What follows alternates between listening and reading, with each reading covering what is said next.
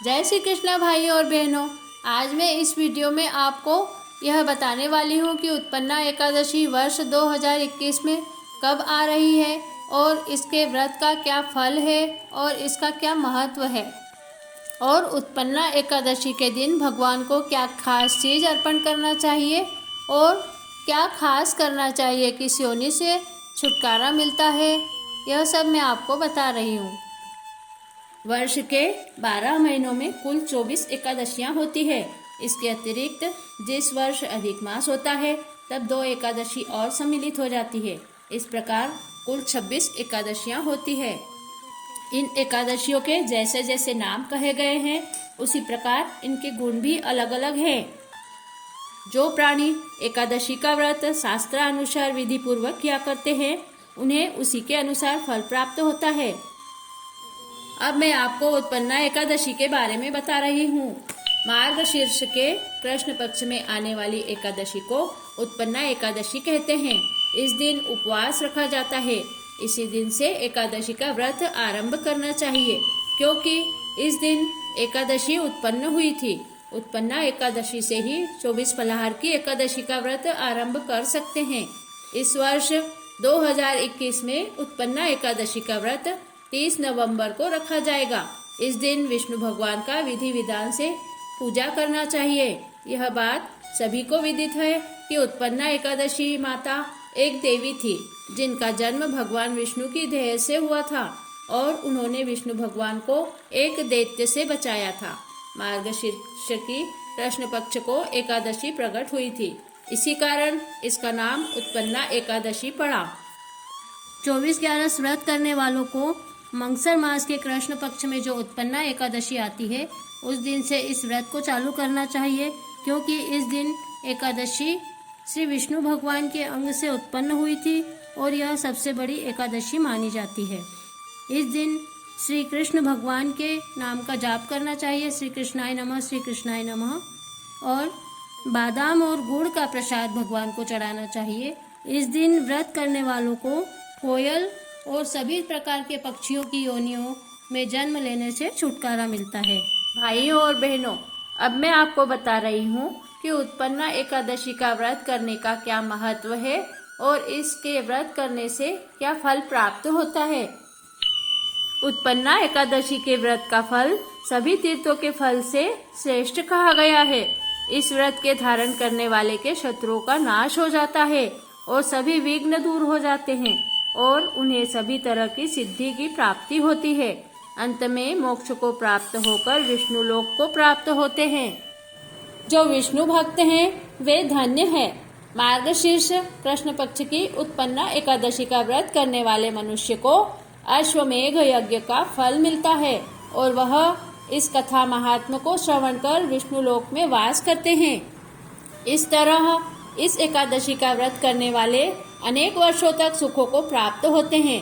इस व्रत के चौथाई भाग महात्म के श्रवण करने वाले को भी ब्रह्म हत्या के पाप से मुक्ति मिलती है। इस एकादशी का व्रत करने वाले धन धान्य से परिपूर्ण हो जाते हैं। इस एकादशी के व्रत को अनेक तीर्थों तथा अनेक दानों के पुण्य फल से भी अधिक कहा जाता है, तो इसका व्रत करना बहुत ही श्रेष्ठ है। जो पुण्य अश्वमेघ यज्ञ के करने से प्राप्त होता है उससे 100 गुना पुण्य इस एकादशी के व्रत का उपवास करने से प्राप्त होता है। इस एकादशी का व्रत करने से जो फल प्राप्त होता है वह 1,000 तपस्वियों को 60 वर्ष तक भोजन कराने पर प्राप्त होता है। जो पुण्य वेद पाठी विप्रो को 1 सहस्त्र गोदान करने से मिलता है उससे 10 गुना पुण्य एकादशी व्रत के करने से मिलता है। विद्यादान करने से भी 10 गुना फल इस उत्पन्ना एकादशी का व्रत करने से प्राप्त होता है। इस बार उत्पन्ना एकादशी का व्रत 30 नवंबर मंगलवार को रखा जाएगा। उत्पन्ना एकादशी के दिन अलूना व्रत रखना चाहिए और फल फ्रूट दूध मिठाई का ही फलाहार करें।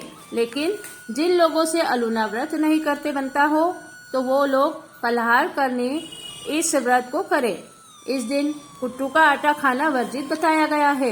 एकादशी का व्रत दशमी तिथि से ही शुरू कर देना चाहिए। दशमी तिथि को शाम को भोजन करने के बाद अपने मुख की अच्छी तरह से शुद्धि कर लेवे और फिर कुछ भी ग्रहण न करे।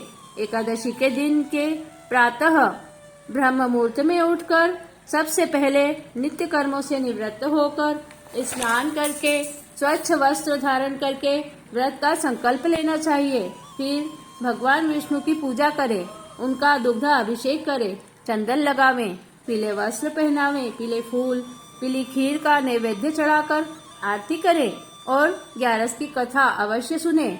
उसके बाद आरती करके सभी को प्रसाद वितरण करें। पूरे दिन भगवान का नाम का जाप करें, झूठ नहीं बोले, अपशब्द न कहें, किसी का दिल ना दुखावें, किसी भी तरह के बुरे कर्मों को करने से बचें। रात में जागरण करें और भजन कीर्तन करें और जाने अनजाने में हुई गलतियों की क्षमा मांगे।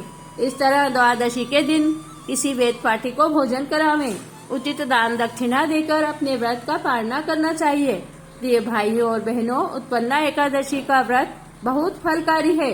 जो मनुष्य इसका व्रत विधि विधान से नियमानुसार करते हैं, उनके दुखों का अंत हो जाता है। उन्हें अश्वमेध यज्ञ के बराबर पुण्य की प्राप्ति होती है। भाइयों और बहनों, यदि आप अपने जीवन में सुख संपदा की प्राप्ति करना चाहते हैं तो इस दिन भगवान विष्णु को फल अर्पित करें और तुलसी पत्र से भगवान का तुलसी अर्चन करें। फिर देखिएगा आपके जीवन में किस तरह से खुशियां ही खुशियां होंगी। भाइयों और बहनों, अगर आपको हमारा वीडियो पसंद आया है तो इसे अधिक से अधिक शेयर करें, लाइक करें और हमारी चैनल को अवश्य सब्सक्राइब कीजिएगा। जय श्री कृष्णा।